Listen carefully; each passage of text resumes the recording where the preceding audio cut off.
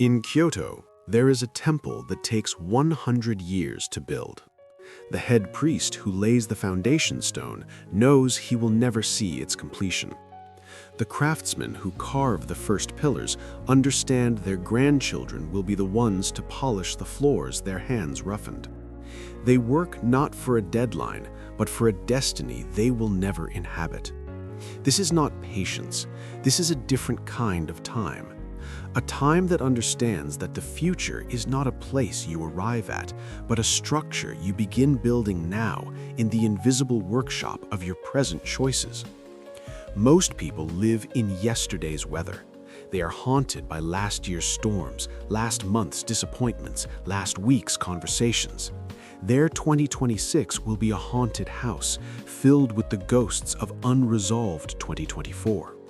A few others live in the frantic, narrow alley of next quarter's targets, next week's deadline, next month's rent. Their 2026 will be a desperate, flimsy shack thrown together in December 2025 when they finally panic. But you have a choice. You can become the third kind of person, the architect, the one who understands that 2026 is already under construction, that the beams of its character are being cut today. The foundation of its possibilities is being poured by what you do in this silent, unnoticed hour.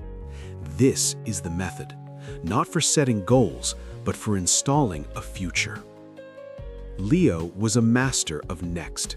His life was a conveyor belt of neatly labeled boxes, Q1 initiatives, H2 projections, 5-year plan, version 3.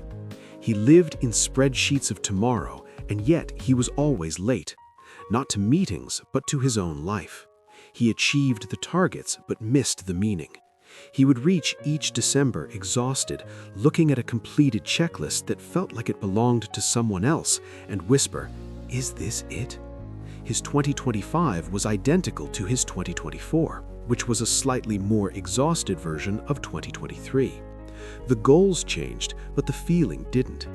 Then, on a Tuesday buried in Q4, he received a note from his elderly neighbor, Mr. Alden. A simple note slipped under his door. "The maple you helped me plant is turning. Thought you'd like to see." Leo stared at the words.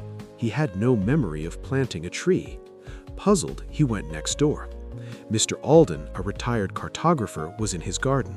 He pointed to a stunning Japanese maple, its leaves a fiery crimson. 5 years ago, the old man said, "you were carrying my groceries. The sapling arrived. You had 10 minutes. You dug the hole." Leo had a vague, ghostly memory, a trivial moment between conference calls, a small kindness utterly forgotten. But the tree was real, solid, beautiful. It had been growing silently for 5 years, while Leo's important projects from that same season had long since been archived and forgotten. That tree, a product of a forgotten 10-minute act, had more substance, more life than his entire quarterly OKRs. "We think the future is built of big decisions," Mr. Alden said, reading his silence. "It's not. It's built of tiny, repeated geometries. The shape of your days becomes the blueprint of your years." This is the first law of future building. You are not planting a tree, you are becoming a gardener.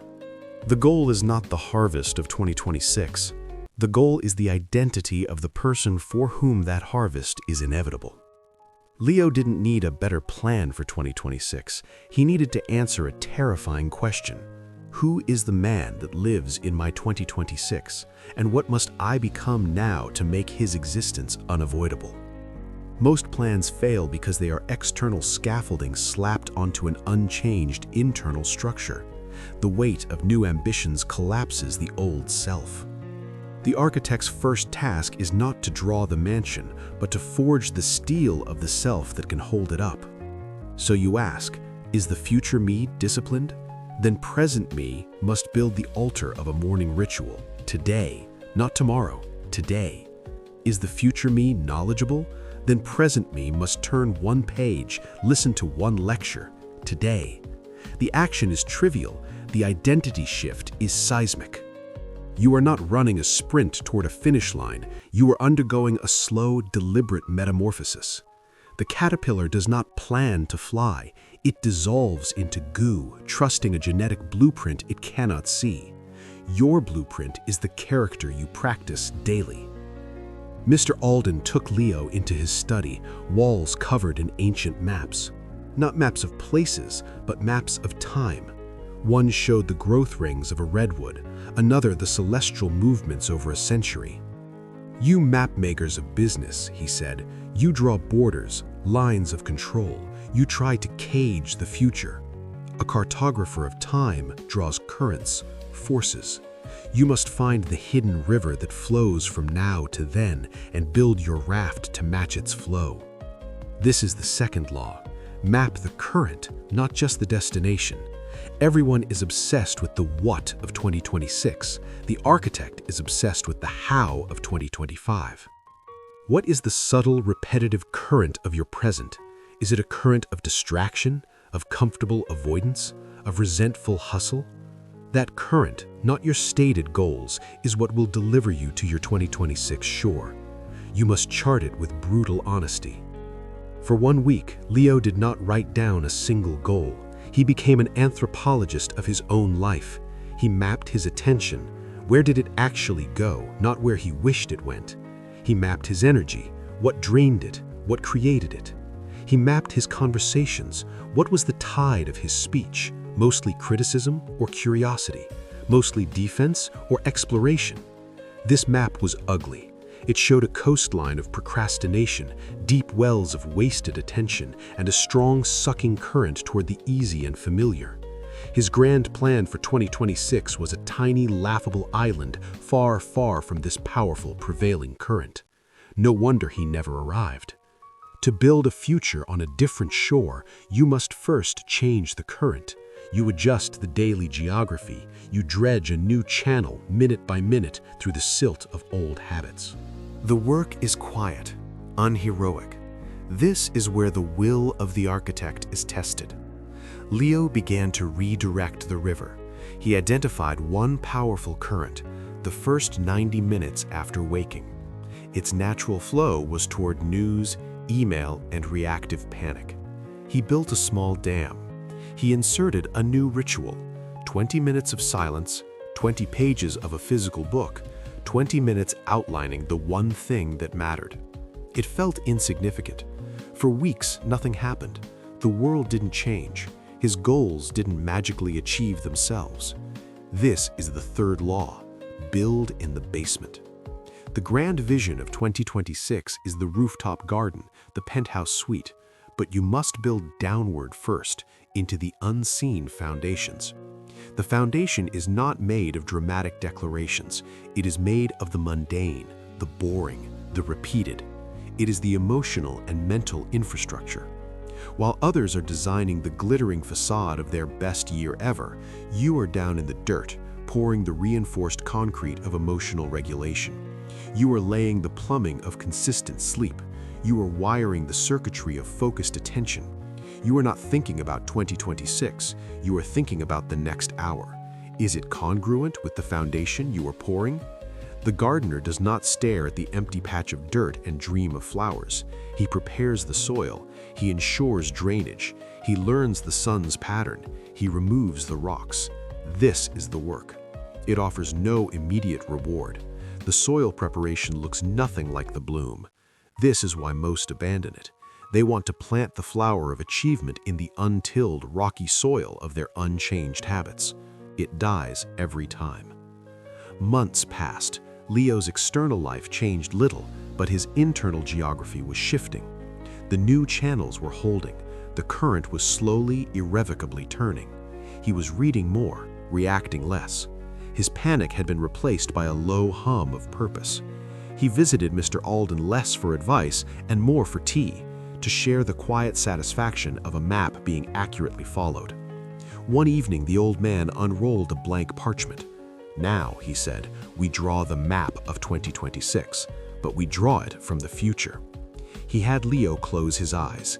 It is December 31st, 2026. You are you, but different. You have become the gardener. The current flows your way.